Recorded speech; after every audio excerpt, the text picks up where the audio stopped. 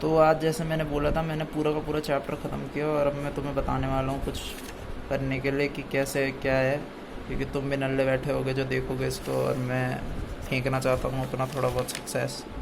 तो देखो, एरोडायनामिक्स है बेसिकली। एरो मतलब एयर होता है, डायनामिक्स का मतलब होता है कि मोशन जो होता है हवा में, और उसकी स्टडी को बोलते हैं एरोडायनामिक। वेलोसिटी और एक्सेलरेशन का मतलब तुमको पता ही होगा, 11वीं 12वीं क्या है सिलेबस, नहीं पता तो खुद पढ़ लो।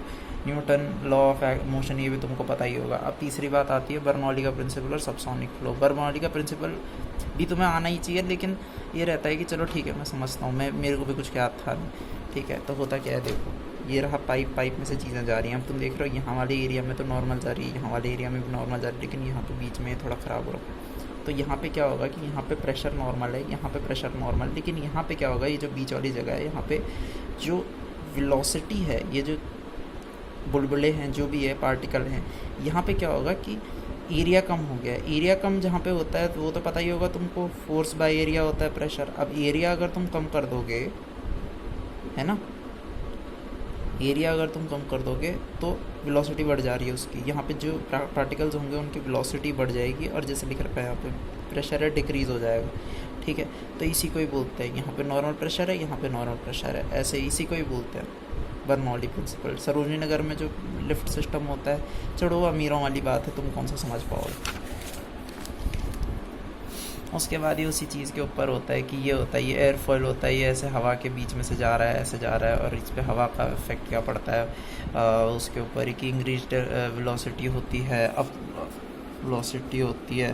देखो दोनों जगहों पे ना एक ऐसा पॉइंट बन जाता है, चाहे यहाँ पे हो, ये टिप होती है, मतलब ये टिप होती है और ये टेलिंग एज होती है, ठीक है, किसी भी उसकी एयरफॉयल की। तो यहाँ पे एक रीजन बन जाता है जहाँ पे कि ज़ीरो वेलोसिटी है, यहाँ पे एक रीजन बन जाता है जहाँ पे ज़ीरो वेलोसिटी है। इसी तो ये होता है स्टैग्नेशन पॉइंट बोलते हैं उसको, जहाँ पे कोई वेलोसिटी नहीं होती, मतलब खाली सा ऐसा बन रखा है ना यहाँ पे, तो इस पॉइंट को बोलते हैं। उसके बाद आ जाता है बाउंड्री लेयर और फ्रिक्शन इफेक्ट्स। देखो बाउंड्री लेयर क्या होता है कि जैसे ये रहा तुम्हारा, ये है तुम्हारा ना एयरफॉयल है, तो इसके साथ में मतलब इसकी बाउंड्री पे जो एयर पड़ रही होगी ना, ठीक इसकी बाउंड्री पे सबसे पास में जो इसके वो पड़ रही होगी हवा, उसको बोलते हैं बाउंड्री लेयर। ठीक है, उसी को ही बोलते हैं। तो जो फ्रिक्शन जो तुम अपना दिमाग लगा सकते हो कि भाई साहब सबसे पहली जो लेयर पड़ेगी वही सबसे ज़्यादा फ्रिक्शन ला रही होगी उसकी सरफेस के ऊपर, जो उसको पीछे ढकेलेगी, वो सब तो वही होता है। तो पहला फ्रिक्शन तो इसी वजह से पड़ जाता है कि मतलब उसको हवा पड़ रही है। ठीक है, अब बोलते हैं लैमिनार फ्लो और टर्बुलेंट फ्लो। ठीक है, लैमिनार वो होता है जो उसकी सरफेस पे होता है, एकदम मतलब स्मूथ होता है, दिख रहा है ये कितना एकदम मतलब जेल किए हुए बाल, एकदम जुल्फें हो रखी हैं, और फिर यहाँ पे जाके ख़राब होता जा रहा है, इट लुक्स लाइक कम है मास्टर वेट। तो ये वाला देख रहे हो, अब यहाँ पे देख रहे हो तुम, यहाँ से यहाँ तक ठीक था और यहाँ से ख़राब होने लग गया। तो यहाँ से यहाँ तक के एरिया को हम बोलते हैं ट्रांजिशन रीजन, मतलब कि यहाँ से ट्रांजिशन हो रहा है इस वाले में। अब ये वाला जैसे तुम्हें दिख रहा होगा साफ़ है, स्मूथ है, तो ये अच्छा होता है, ये वाला बेकार होता है, ये वाले की वजह से ही सबसे ज़्यादा एक्सीडेंट और वो सब चीज़ें होती हैं, तो इसलिए इसको बेकार बोलते हैं टर्बुलेंट बाउंड्री लेयर को, ये ख़राब होती है, यही फ्रिक्शन लाती है हवा वाला। पानी में भी यही होता है कि जैसे जो अंडर वाटर सबमरीन्स होते हैं उनके साथ भी यही होती है। अब उसके बाद क्या है, हाँ वही कुछ फिज़िक्स की बातें हैं कि टर्बुलेंस होता है, टर्बुलेंस के ऊपर ये टाइप्स ऑफ विंग्स होती है, किस हिसाब से तुम्हारी विंग्स होती हैं फ्रिक्शन के हिसाब से। देखो जैसे इसका स्पैन बड़ा है, इसका जो वो है विंग स्पैन वो इस तरीके का बना रखा है, मतलब फ्रिक्शन को देखते हुए कि जैसे अब ये पीछे की ओर जा रखा है, तो जो हवा आएगी वो इस तरीके से आएगी, उस पर कम एरिया पड़ेगा, कम एरिया मिलेगा हवा को उसका फ्रिक्शन लगाने के लिए। ये वाला जैसे डाल रखा है इसका अपना है, और ये मुझे फालतू को कोई मैसेज आ रखा है MBA का ध्यान जो, तो ये है मतलब ये विंग्स के ऊपर है। उसके बाद देखो, उसके बाद आता है प्लेन फॉर्म और वर्टिसेस। ठीक है, तो ठीक है, प्लेन फॉर्म और वर्टिसेस। देखो प्लेन फॉर्म तो वही होता है कि जो सरफेस पे होता है, जिस तरीके से हॉरिजॉन्टली तुमको दिख रहा है प्लेन का स्ट्रक्चर, उसको प्लेन फॉर्म बोलते हैं। और ये तुम्हें दिख रहा है कि जो ये जब ये हवा जा रही है, हवा की स्ट्रीम लाइन्स हैं, ठीक है, ये पड़ रही है तो ये कोने कोने से ऐसे विगली करके जा रही है, ऐसे ये इसको वॉर्टेक्स बोलते हैं। ठीक है। ये क्योंकि हवा जो ऊपर जा रही है ना पंखे मतलब विंग के, उसकी स्पीड ज़्यादा होती है इसलिए प्रेशर कम होता है, और जो हवा इस पंखे के नीचे से जा रही है मतलब इसके विंग के नीचे से जा रही है उसकी स्पीड कम होती है इसलिए प्रेशर ज़्यादा होता है। ठीक है। हाँ, ये भी तुम्हें बता रहा हूँ लिफ्ट के लिए कि जो ये बहुत इंपॉर्टेंट है, याद रखना। जो हवाई जहाज़ होता है इसमें जो ये होते हैं इसके विंग्स होते हैं, इसके ऊपर से जो हवा जाती है वो ज़्यादा स्पीड की होती है, इसलिए वहाँ पे कम ज़्यादा प्रेशर, वहाँ पे कम प्रेशर होता है। और हवा जो पंखा जो इसका विंग होता है उसके नीचे जो हवा जा रही होती है उसकी स्पीड कम होती है, इसलिए वहाँ पे प्रेशर ज़्यादा होता है। तो फिर नीचे वाला प्रेशर ऊपर के साइड आएगा, उस सबसे एक लिफ्ट क्रिएट होती है जिससे कि एरोप्लेन और ऊपर उठता है। ठीक है। अब ये ऐसे यहाँ पे कोने पे ये वोर्टेक्स बनते हैं।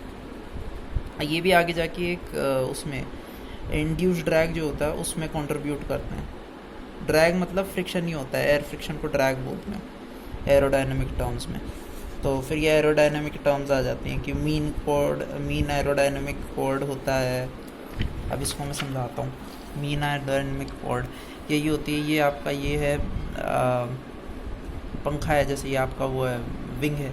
तो ये जो मीन है कि मतलब यहाँ पे देखो मैक्सिमम है, यहाँ पे मिनिमम है, कहाँ पे मीन पड़ रहा है, मीन। ठीक है। यानी कि इसका ले लेना, एक इसका ले लेना, बीच का निकाल देना, वो यहाँ पे मिल जाएगा तुमको। तुम्हें पता है वो मीन का फॉर्मूला, मैं थोड़ा ना बताऊँगा तुमको। अब देखो सबसे पहले ये आता है तुमका एंगल ऑफ इंसिडेंस। ये प्लेन उड़ रहा है, अब ये लॉन्गिट्यूडनल एक्सिस है, मतलब जो तुम ऐसे मतलब एक रेफरेंस के लिए लोगे, इसका इससे कोई लेना देना नहीं है, एक ये है बस तुमके बीच में से ऐसे जा रही है। ठीक है। कॉर्ड लाइन क्या होती है, ये पंखा दिख रहा है तुम्हारा पंखा, यहाँ पे से समझाता हूँ। ये तुम्हारा वो है एयरफॉइल है। इसमें से जो ये लाइन जा रही है ना, ये कॉर्ड लाइन क्या होती है, ये सीधी जा रही है, जो सीधी, ये ऊपर से ऐसे कर्व वाली जो जा रही है डॉटेड, इसको मत लो। ये जो नीचे सीधी जा रही है इसको कॉर्ड लाइन बोलते हैं। ठीक है। अब यहाँ पे देखो तुम, जो इसका पंखा ये हल्का टेढ़ा है ना, यहाँ पे तो तुम्हें सीधा दे दिया ये पूरा का पूरा स्ट्रक्चर, लेकिन यहाँ पे देख रहे हो ये टेढ़ा है, तो इसलिए कॉर्ड लाइन इसकी हल्की टेढ़ी है, इसकी कॉर्ड लाइन से नीचे की ओर जा रही है। लेकिन लॉन्गिट्यूडनल एक्सेस तो हम उस हिसाब से लेते हैं प्लेन के स्ट्रक्चर के हिसाब से, तो वो सीधा है।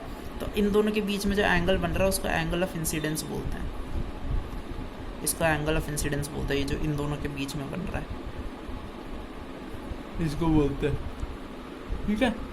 अब यहाँ पे आते हैं, ये पूरा एयरफॉइल का स्ट्रक्चर है, इसमें तुम्हें कॉर्ड बता दिया मैंने। ये लाइन होती है, इसको कैम्बर बोलते हैं। कैम्बर क्या होता है, बेसिकली ये अपर सरफेस है, ये लोअर सरफेस है, इन दोनों के बीच में जो ये वाली डिस्टेंस होती है इसको बोलते हैं कैम्बर। यहाँ पे से भी लोगे वो भी कैम्बर होता है, यहाँ पे भी ये जगह होती है जहाँ पे मैक्सिमम कैम्बर होता है। क्या ये समझ लो वो जगह जहाँ पे ये सबसे ज़्यादा थिक होता है ये पूरा एयरफॉइल। ठीक है। और यहाँ पे जाके कम होता रहता है।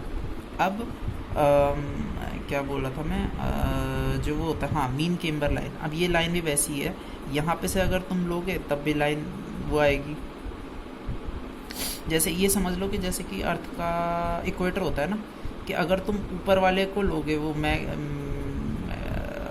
क्या ट्रॉपिक ऑफ कैप्रिकॉर्न नीचे होता है, ट्रॉपिक ऑफ कैप्रिकॉर्न ऊपर होता है, शायद ये नीचे होता है, जो भी होता है। ट्रॉपिक ऑफ कैंसर ऊपर होता है, ट्रॉपिक ऑफ कैप्रिकॉर्न नीचे होता है, तो लेते हो। लेकिन सबसे बड़ा तो यही होता है ना इक्वेटर, तो ये समझ लो ये इक्वेटर है। अगर ये पूरा का पूरा अर्थ होता तो ये इक्वेटर है, मीन कैम्बर लाइन।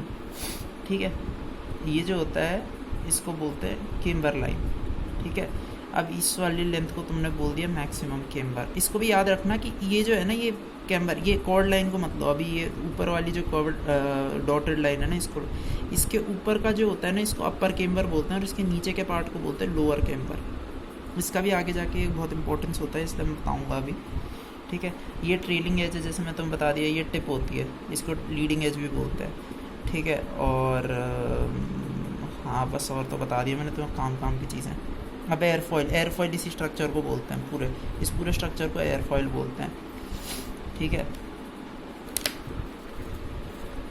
और जो मैंने तुम्हें बताया ना कि इसके नीचे जो हवा जाएगी उसका उस पर उसकी स्पीड कम होगी, इसलिए उस पर वहाँ पे प्रेशर ज़्यादा होगा। और यहाँ पे जो हवा जाएगी उसकी स्पीड ज़्यादा होगी, इसलिए यहाँ पे प्रेशर कम होगा। यहाँ पे प्रेशर कम होगा, यहाँ पे प्रेशर ज़्यादा होगा।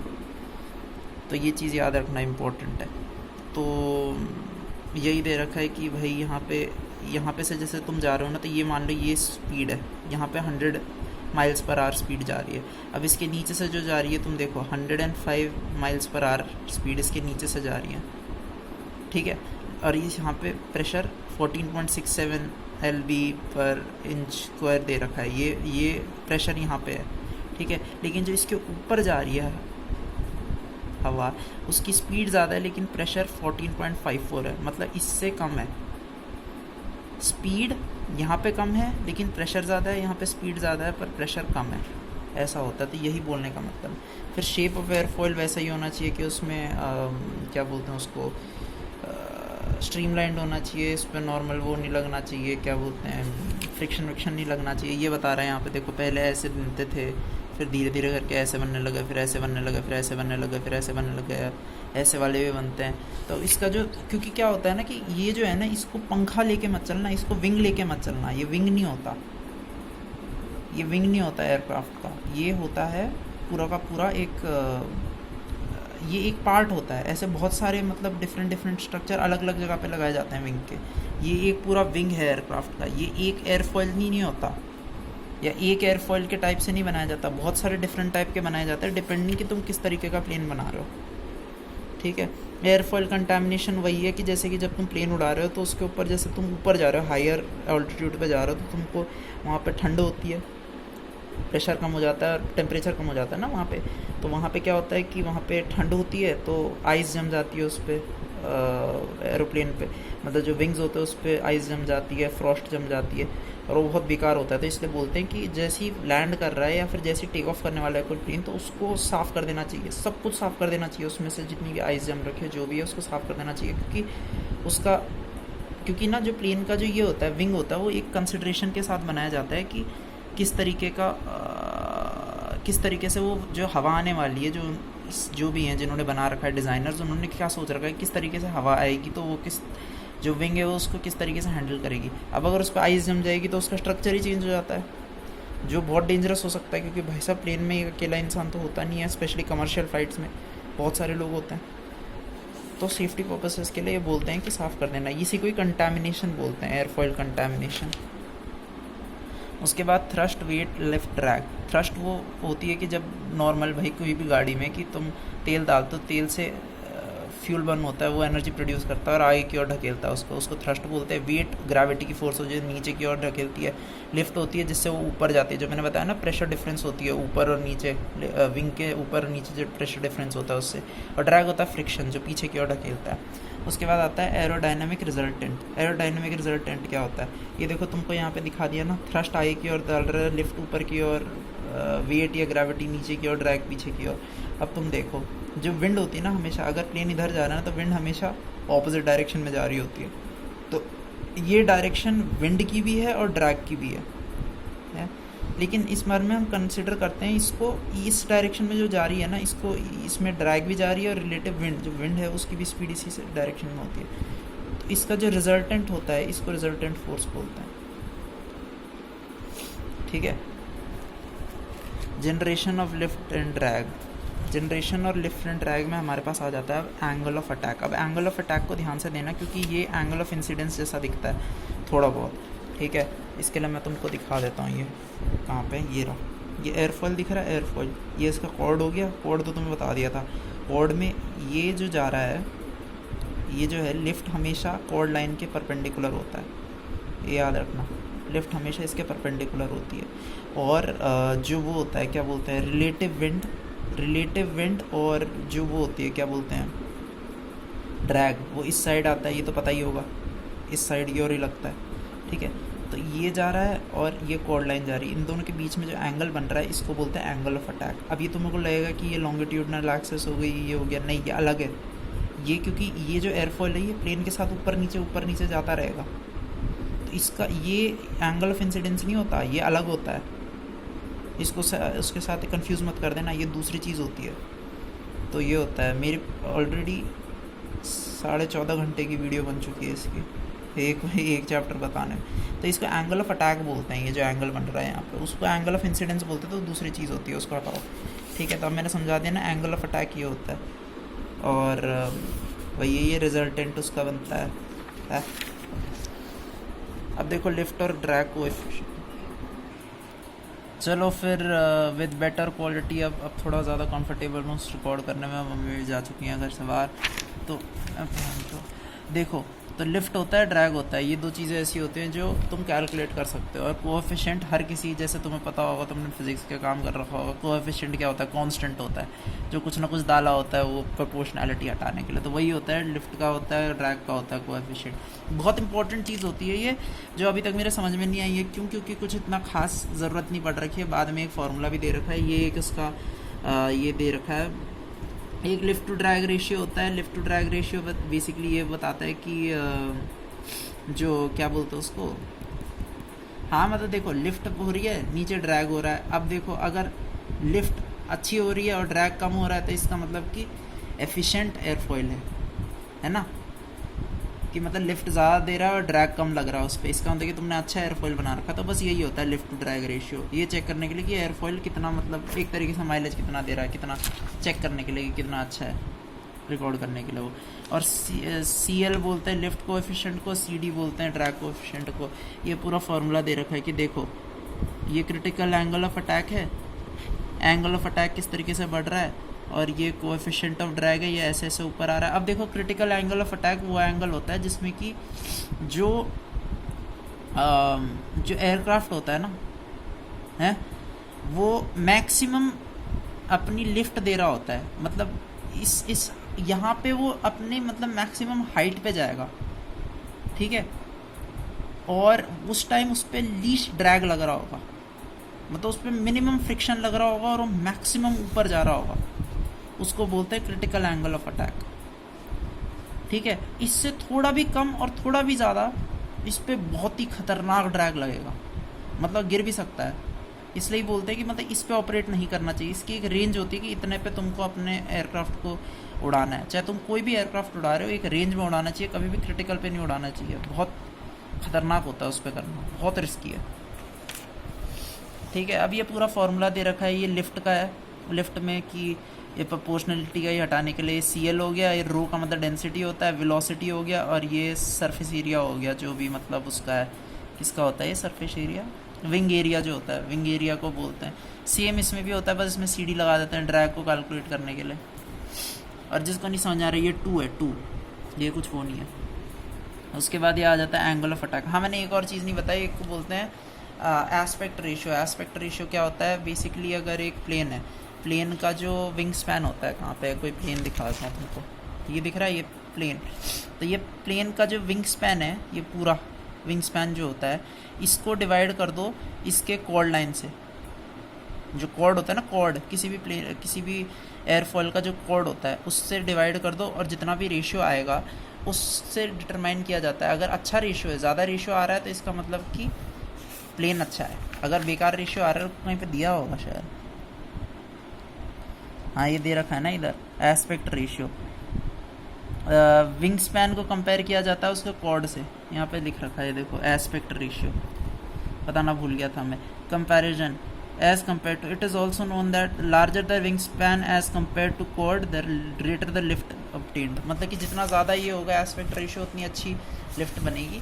लेकिन ये याद रखना कि जो एयरप्लेन होता है, इसमें ना कोई भी चीज़ अगर ऐसी देती है ना कि ये कर लोगे तो इससे बढ़ जाएगी, ये इसको एक रेंज होती है हर किसी चीज़ की, बहुत सारी कंडीशंस होती है, स्पेशली एटमॉस्फेयर की, कि कौन सी चीज़, मतलब हवा एक हाई उस पर तो जा नहीं सकते तो ना, तुम कि स्पेस में ही चले जाओगे उड़ाते उड़ाते, तो इसलिए एक लिमिट होती है कि यहाँ तक तुझे उड़ाना है, और यहाँ पे किसी भी पायलट के लिए। उसके बाद यही होता है कि ये देखो, जहाँ पे इस पॉइंट पे, ये जो मैं तुम्हें वो बता रहा था डायग्राम, अब जिस पॉइंट पे ये जो है लिफ्ट है, ये कॉर्ड है, और ये जो रिजल्टेंट लिफ्ट होती है, ये रहा तुम्हारी लिफ्ट, ये रही तुम्हारी कॉर्ड, इन दोनों के बीच में जो रिजल्टेंट आ रही है, ये जहाँ पे भी कॉर्ड से मिल रही है, इस पॉइंट को बोलते हैं centre of pressure. Centre of pressure जो इस एयरफॉयल पे लग रहा है उसको बोलते हैं। सेंटर ऑफ प्रेशर की कोई एक वैल्यू नहीं होती, जितना ये, जैसे ये है, अब ये एयरप्लेन से अटैच्ड है, अब एयरप्लेन इतना करके ऊपर की ओर जा रहा है, तो उसका जो ये सेंटर ऑफ प्रेशर होता है, ये आगे पीछे होता रहता है। इसकी जो पोजीशन होती है, वो इनर्शिया वाले चैप्टर में जैसे वो होता है ना, क्या बोलते हैं उसको, हाँ मेरे को चैप्टर कभी समझ में नहीं आया था, लेकिन जितना मेरे समझ में आ रहा था, उसका जो वो होता है सेंटर ऑफ मास, वो चेंज होता रहता था, इधर उधर जाता रहता था, तो वैसे ही कुछ होता है, ये आगे पीछे जाता है। देखो अभी यहाँ पे ऐसा है, अभी यहाँ पे ऐसा है, अभी थोड़ा आगे चला गया, ठीक है, फिर यहाँ पे सेट हो गया, तो इसको ही बोलते हैं। जैसे ये नॉर्मल उस पर था, ठीक है, अभी कोई एंगल ऑफ अटैक नहीं है, फिर ये एंगल ऑफ अटैक थोड़ा इधर हुआ, एंगल ऑफ अटैक थोड़ा इधर हुआ, और ये जो है रिजल्टेंट ये थोड़ा आगे की ओर गया। अभी देखो यहाँ पे 0 था एंगल ऑफ अटैक, तो इसकी वजह से परपेंडिकुलर है। ये थोड़ा आगे चला गया, ये थोड़ा और, अब ये हवा के साथ थोड़ा और आगे गया होगा, तो ये थोड़ा और आगे गया, और जो ये है सेंटर ऑफ प्रेशर ये थोड़ा आगे की ओर मूव हो गया। और अब यहाँ पे ये क्रिटिकल एंगल ऑफ अटैक है, जहाँ पे कि मतलब वो रुक चुका है। इसको बोलते हैं, इसको स्टॉल एंगल भी बोलते हैं, कि जहाँ पे मतलब विंग कम्प्लीटली स्टॉल की गई है। तो इस पॉइंट पे इसके ऊपर मतलब ये वो पॉइंट है जहाँ पे कि इसके ऊपर लीस्ट प्रेशर पर अगर इससे थोड़ी भी नीचे गई स्पीड, जो नॉर्मली चली ही जाएगी, ठीक है, इससे नीचे स्पीड हमेशा जाती ही है। इसकी वजह से बोल रहे हैं कि यहाँ पे के बाद जो इसके ऊपर ड्रैग लगेगा इस प्लेन के ऊपर, बहुत ही खतरनाक लगेगा। वो उसको इंड्यूस ड्रैग बोलते हैं शायद। अब आते हैं हम ड्रैग पे। ड्रैग बेसिकली क्या होता है, फ्रिक्शन होता है कि जो प्लेन पे लग रहा होता है।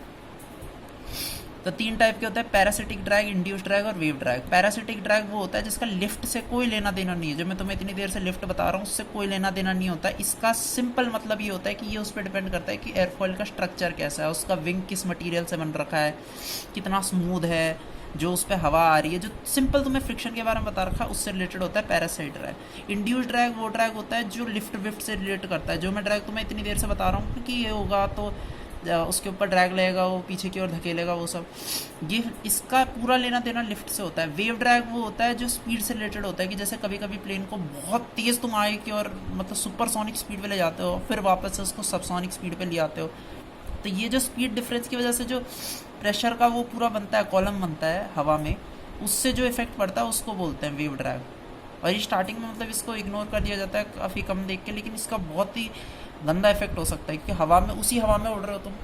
एक तरीके से अगर वेव ड्रैग को मैं पहले समझाऊँ तो ये बेसिकली होता है कि तुमने छींक दिया पहले जाके, फिर तुम थोड़ा पीछे आए, फिर तुम दौड़ने लग गए, तो उसी एरिया से ही तो जा रहे हो ना, उसी हवा के एरिया से तो जा रहे हो ना, तो वो जो जम्प्स बाहर गए वो तुम्हें लग सकते हैं, मतलब वैसे ही कुछ समझ लो थोड़ा बहुत। अब देखो जो ये होता है पैरासिटिक ड्रैग, ये 3 टाइप का होता है। फॉर्म ड्रैग, फॉर्म ड्रैग क्या होता है कि जो जब कोई एरोप्लेन हवा में जा रहा है तो उसके मोशन पे जो एक नॉर्मल है, तुम गाड़ी चला रहे हो अगर ज़मीन पे भी, तो तुम्हें हवा से एक धक्का तो पड़ ही रहा होगा ना, सामने की हवा जो तुम्हारे ऊपर पड़ रही होती है, जो तुम्हारे मुंह पे चपटा कर रही होगी, उस हवा से बचने के लिए वो हवा से जो रेजिस्टेंस तुम्हें मिल रहा है उसको फॉर्म ड्रैग बोलते हैं। फिर आता है skin friction drag. Skin friction drag जो तुम्हारी जो एयरक्राफ्ट है उसके हर एक पार्ट पे जो हवा चपट पड़ रही है। फॉर्म ड्रैग होता है जो पूरे स्ट्रक्चर पे पड़ रही है, मतलब एज अ होल की जो बीच में जा रहे हो उस पे पड़ रही है। और जो ये होता है स्किन फ्रिक्शन ड्रैग होता है वो हर एक पार्ट पे जो पड़ रहा है उसको बोलते हैं, ठीक है। इंटरफेरेंस ड्रैग होता है। इंटरफेरेंस ड्रैग होता है कि जो इंटरफेरेंस ड्रैग क्या होता है, इंटरफेरेंस ड्रैग वो होता है कि जो क्या था वो, हाँ, जैसे तुम दो वो हैं तुम्हारे पार्ट्स हैं, ठीक है, यहाँ पे कहाँ पे दिखाऊँ, ये रहा, तो ये दिख रहा है तुमको, ये जो पार्ट है प्लेन का ये वो है जिसमें कि लोग बैठते हैं, और ये वो है पंखा, ये वो उसका वो है विंग है। तो तुम देख रहे हो दोनों पे अलग अलग टाइप की हवा पड़ेगी ना, है, और ये वो जगह जहाँ पे ये दोनों मिलते हैं। अब अगर इसको तुमने कट थ्रोट ऐसे कर दिया ना कि 2 पीस मिल रहे हैं, तो सोचो अगर इस जगह पे जो हवा पड़ेगी वो तो पूरा तोड़ के रख देगी ना, क्योंकि यहाँ पे जैसा मैंने बोला कि ऊपर वाले साइड पे बहुत तेज़ की विंड पड़ती है, इतने तेज़ की पड़ी तो यहाँ पे तो एक्सीडेंट होने का खतरा है। तो इसलिए बोलते हैं कि यहाँ पे स्मूथ कर देना चाहिए सरफेस, जितना ज़्यादा यहाँ पे स्मूथ होगा उतनी ज़्यादा जो हवा जो यहाँ पे जाएगी, जो इस पे जाएगी पूरी, समझ रहे हो, जो इस पे हवा जा रही होगी वो स्मूथ होगी, ट्रांजिशन स्मूथ होगा हवा का, टर्बुलेंट नहीं बनेगी और इसको फ्लो करने में आसानी होगी। देखो यहाँ पे दिख रहा है ये, अगर ये पत्ता दिख रहा होगा थोड़ा, ये कनाडा का, ठीक है। फिर ये पूरा पैरासिटिक ड्रैग को एक्सप्लेन कर रखा है। फॉर्म ड्रैग होता है। फॉर्म ड्रैग को ये भी बता रखा है कि इनको कैसे तुम रिड्यूस कर सकते हो। इसको रिड्यूस करने का क्या तरीका होता है कि कहाँ पे दे रखा है वो, हाँ, तो अगर इसको रिड्यूस करना है तो जो सरफेस होती है, जो सरफेस तुम्हें पता है कि प्लेन उड़ाते हुए हवा की ओर एक्सपोज्ड होगी, हैं, उसको मतलब स्ट्रीमलाइन बना दो, स्मूथ बनाना चाहिए उसको, कि ताकि मतलब जो हवा आए उसका इफेक्ट कम पड़े इस पर, हैं। ये तुमको दिखा रखा है किस तरीके से फ्लैट प्लेट पे किस तरीके का पड़ेगा, अगर फ्लैट प्लेट हवा में जा रही है तो किस तरीके का उसके ऊपर जा रहा है। ये एक स्फेरिकल बॉल है, इस पर किस तरीके से मूव करेगी हवा से। अगर ये स्फेरिकल बॉल है जिसपे तुमने एक फेरिंग लगा रखी है, मतलब एक ऐसा ये नुकीला ऐसा लगा रखा है, तो उस पे ऊपर कैसा उसका मूवमेंट होगा हवा से। और ये जो है स्फेरिकल बॉल है, इस पर तुमने दो साइड से ऐसा इसको हाउसिंग बोलते हैं शायद, तो ये लगा रखा है, तो इस पर कैसे हवा पड़ेगी। तो उसके अलग अलग तरीके से बेसिकली बोलने का ये मतलब है कि पड़ता है। और बेसिकली पूरा ये मतलब है कि लैमिनर फ्लो नॉर्मल जो हमको चाहिए होती है वो हर जगह नहीं होने वाली, हवा हमेशा टर्बुलेंट हो जाती है। तो हम बस रिड्यूस कर सकते हैं, ये चीज़ को हम हटा नहीं सकते, हम सिर्फ रिड्यूस कर सकते हैं। ड्रैग चाहे कोई भी हो, ये चीज़ भी याद रखना कि ड्रैग चाहे कोई भी हो इन तीनों में से, इंड्यूस्ड, पैरासिटिक, वेव, ये तीनों चीज़ों को आप हटा नहीं सकते, सिर्फ रिड्यूस कर सकते हो, ठीक है। तो ये हो गया। अब स्किन फ्रिक्शन ड्रैग हो गया, स्किन फ्रिक्शन, हाँ ये फ्रिक्शन ड्रैग जो दे रखा है ये दे रखा है, इसका भी वही होता है कि जैसे मैंने बता दिया ना क्या होता है। तो इसको हम रिड्यूस कैसे कर सकते हैं कि मतलब जो उसका विंग है उसको तुम ज़्यादा वो कर दो, क्या बोलते हैं उसको, बहुत ज़्यादा स्ट्रीमलाइन कर दो। सिर्फ विंग को ही नहीं, जो पूरा स्ट्रक्चर है प्लेन का उसको ज़्यादा स्ट्रीमलाइन कर दो। उस पर चाहे तुम पेंटिंग कर रहे हो, चाहे तुम क्लीनिंग कर रहे हो, वैक्सिंग कर रहे हो, पॉलिशिंग कर रहे हो, जो लिख रखा है यहाँ पे, ये करो, उसको स्मूथ कर सकते हो, कम हो जाएगा, उससे हटेगा नहीं लेकिन कम हो जाएगा। इंटरफेरेंस ड्रैग फिर वही मैंने बोला कि दो पार्ट जहाँ पे मिलते हैं उस साइड को, वहाँ पे तुम ये लगा सकते हो, जैसे इसमें बोल रखा है ना कि विंग रूट। विंग रूट वो होता है, रूट किसको बोलते हैं, जड़ जो होती है, जड़ यही हो गई ये एरिया। अब ये दिख रहा है यहाँ पे कट रखा है जो ये बेसिकली वो पार्ट है जहाँ पे ये दोनों मिल रहे हैं। अब अगर इस एरिया पे हवा पड़ेगी तो तुम्हें पता चलता है कि यहाँ पे एक्सीडेंट होने का खतरा हो जाता है। इसको हम एक्सपोज नहीं कर सकते, तो यहाँ पे वो कुछ लगा देंगे ताकि वो हवा का उस पर वो क्या बोलते हैं ज़्यादा ऐसा पड़े ना, कि डायरेक्ट पड़ेगा तो फिर टूटने का खतरा होता है, ठीक है। इसमें कहीं पे लिख रखा होगा। फेयरिंग्स और फिलेट्स को यूज़ किया जा सकता है उन जगहों पे लगाने पे, जिससे कि ताकि वो जगहें आपको स्मूथ आउट हो सकें और वहाँ पे जो हवा आ रही है उसका इफ़ेक्ट कम पड़े। कम नहीं हो सकता, मतलब हट नहीं सकता, लेकिन कम किया जा सकता है। अभी हो गया इंड्यूस्ड ड्रैग। इंड्यूस्ड ड्रैग जैसे मैं बता रहा हूँ इतनी देर से कि जो हवा होती है जो लिफ्ट पड़ रही है उसका होता है। अब देखो अगर साफ शब्दों में बताऊं तो क्या होता है कि जैसे कि अगर कहाँ पे इसमें दे रखा है, ये दे रखा है ना, देखो ये है तुम्हारा एरोप्लेन, इसका जो ये एंड का जो विंग होगा, जैसे तुम्हें याद होगा जो पिछले वाले में बता रहा था, अगर एक बार डायग्राम दिखा दूँ तो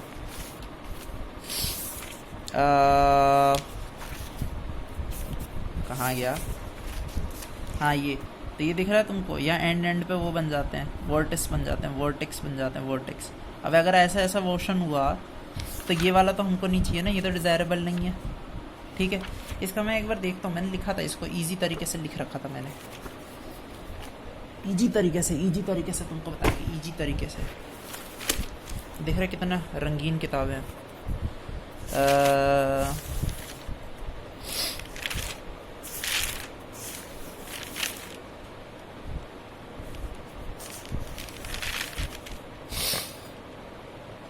हाँ मैंने भी बहुत लिख रखा है इसके ऊपर। देखो विंड फ्लो कर रही है अब below the wing meet at an angle and these vertices are form. Vertex बन रही है, वर्टिस तुमको बता दिया, जो हवा ऊपर से जा रही है विंग के और जो नीचे से जा रही है उसके प्रेशर डिफरेंस तो होगा ही, लेकिन वो अलग अलग स्पीड पे भी तो जा रही है, तो वो दोनों जब एंगल एक एंगल पे मिलेगी तो उससे वर्टिस फॉर्म होंगे, घूमने वाला, ऐसे घूमने वाला towards the tip until they consolidate to form a single tip vertex. एक टाइम पे आएगा क्योंकि ये सीधे ना टिप की ओर जाती है, जो ये सारे के सारे होंगे कहाँ पे, अबे यार ये दूसरी वाली हटाओ, कहाँ पे गया वो। अब देखो ये जो है ये यहाँ पे से जो हवा जा रही है और ये जो नीचे से हवा जा रही है हर जगह पे मिल रहे होंगे अलग अलग एंगल पे, और ये घूम फिर के यहाँ टिप पे आएगा और टिप पे एक बड़ा वर्टिस बनने लग जाएगा। बड़ा वर्टिस बनेगा तो जैसे कि इसमें लिख रखा है तो जो लिफ्ट क्रिएट होती है विंग के वी एट राइट एंगल, वो जो लिफ्ट क्रिएट होनी चाहिए इस पे, जैसे मैंने बोला था ना कि जो लिफ्ट क्रिएट होती है वो जो कॉर्ड लाइन होती है उसके परपेंडिकुलर होती है, लेकिन क्योंकि ये वोर्टिस बन रहा है, वोर्टिस की वजह से जो लिफ्ट होती है वो हल्की सी पीछे की साइड होती है, परपेंडिकुलर जो होना चाहिए उससे हल्के पीछे साइड, और इसकी वजह से ड्रैग प्रोड्यूस होता है। उसी ड्रैग को बोलते हैं इंड्यूस्ड ड्रैग। मतलब कैसे बताऊं तुमको, हाँ ये दिख रहा है ना, ये देखो ये कॉर्ड लाइन है, ये लिफ्ट ऐसे होनी चाहिए, लेकिन जो लिफ्ट है ना क्योंकि वर्टिस बन रही है यहाँ पे वर्टिस बन रहे, तो इसके इफेक्ट की वजह से ये लिफ्ट जो है थोड़े पीछे के साइड होती है, पीछे के साइड। इससे जो ड्रैग पड़ता है, ड्रैग बढ़ जाता है इससे जो, और इसी ड्रैग को बोलते हैं इंड्यूस्ड ड्रैग। तो इस चीज़ को इंड्यूस्ड ड्रैग बोलते हैं। ये सबसे बड़ी चीज़ होती है। हाँ, इसकी एक और चीज़ होती है, इसकी खास चीज़ याद रखना, इंड्यूस्ड ड्रैग जो होता है वो अकेला ड्रैग होता है जो स्पीड जितनी, मतलब स्क्वायर ऑफ स्पीड का जो ये होता है पैरासिटिक ड्रैग होता है, parasitic drag square of speed के डायरेक्टली प्रोपोर्शनल होता है। मतलब जैसे जैसे स्पीड बढ़ेगी हैं, ये जितना ज़्यादा मतलब स्पीड बढ़ेगी उतना ज़्यादा ये वाला ड्रैग बढ़ेगा, क्योंकि उतनी ज़्यादा हवा पड़ेगी उस पर। और ये तो टोटली इसके सरफेस पे रिलेटेड होता है जो पैरासिटिक ड्रैग का है ये वाला। जितनी ज़्यादा स्पीड पड़ेगी उतना ज़्यादा होगा। तो इसलिए ये तो स्पीड पे डिपेंड करता है, इसका स्पीड पे डायरेक्टली प्रोपोर्शनल होता है ये वाला ड्रैग। लेकिन जो ये होता है इंड्यूस्ड ड्रैग, ये इन्वर्सली प्रोपोर्शनल होता है, यानी कि स्पीड जितनी ज़्यादा बढ़ेगी इंड्यूस्ड ड्रैग उतना कम होगा, उतना ज़्यादा कम होगा, इसलिए बोलते हैं। इसलिए तुम देखोगे जैसे यहाँ पे लिख रखा है कि जब हाई स्पीड एसेंट होता है, क्योंकि पहले इनिशियली तो तुमको हाई स्पीड चाहिए ना प्लेन को टेक ऑफ करने के लिए, तो उस टाइम, और एक जो हाई स्पीड पे जो डिसेंट होता है जब प्लेन लैंड कर रहा होता है, उस टाइम पे इंड्यूस्ड ड्रैग टोटल ड्रैग का बहुत ही कम पार्ट होता है। लेकिन जो इनिशियल क्लाइंब होती है, जब मतलब तुम प्लेन बीच में अगर तुमको उसको ऊंचा उड़ाना है, मतलब तुम मिड फ्लाइट पे हो, अब तुमको इसको थोड़ा और ऊंचा उड़ाना है, तो तब ये टोटल ड्रैग का 70% ले लेता है। ठीक है। ऑल्सो ये ड्रैग जो होता है वो प्लेन के वेट पे भी डिपेंड करता है, जितना ज़्यादा भारी प्लेन होगा उतना ज़्यादा इंड्यूस्ड ड्रैग होगा। वेव ड्रैग का मैंने तुम्हें बता दिया, शॉक वेव्स पे डिपेंड करता है। शॉक वेव्स वही होती है जब प्लेन को बहुत तेज़ तुमने आगे कर दिया और फिर अचानक से कम स्पीड पे लिया है, तो वो एक रीजन बन जाता है आगे हवा का, जिसको जो ये प्रेशर डिफरेंस बन जाता है। और यही चीज़ जो होती है जब प्लेन आगे की ओर बढ़ रहा है तो वो फिर से उसी एरिया के अंदर जा रहा है। तो ये जो शॉक वेव जो बनती है उस एरिया में कि भाई हवा ऐसे आगे पीछे ऐसे जो बन रही है, वो धीरे धीरे करके प्लेन के पीछे वाले साइड पे जाता है, पीछे वाले साइड के जाता है, पीछे वाले साइड पे। और यही जो वो होती है, ये जैसी पीछे के साइड जाती है प्लेन के, तो ये और बड़ी हो जाती है। अब तुम समझ लो जो पीछा होता है प्लेन का, जो ये होता है, रुको, जो ये टेलिंग एज होती है, तुमने देखा होगा जो टेलिंग एज होती है वो ऐसे करके बनाई रहती है। ये दिख रहा है तुमको, ये टेल, ये बेसिकली प्लेन के डायरेक्शन को मैनूवर करती है। अब अगर यहाँ पे शॉक वेव्स आने लगे तो तुम्हें समझ में आ रहा है, ये अगर टूट गया तो प्लेन मुड़ेगा कैसे? मुड़ने के लिए होता है ये जो टेल होती है। अगर यही हिल गया तुम्हारा तो कहाँ से होगा? तो ये ख़राब हो गया ना। तो इसलिए ये जो वेव ड्रैग होता है, वेव ड्रैग इसी की वजह से होता है कि ये वेव बेसिकली हिला देता है, ये यहाँ पे टर्बुलेंस पैदा कर देता है या इसको भी तोड़ सकता है। तो ये पूरा डायरेक्शन ख़राब कर सकता है प्लेन का, इसलिए इसको ध्यान में देने की ज़रूरत है। अब जो लास्ट चीज़ है तुम्हारे पास, इसमें 32 मिनट का हो चुका, देखने तो कोई नहीं वाला है इसको, फिर भी भेज दूँगा, कल डालूँगा इसको। और ड्रैग और एयर स्पीड के बीच में देखो ड्रैग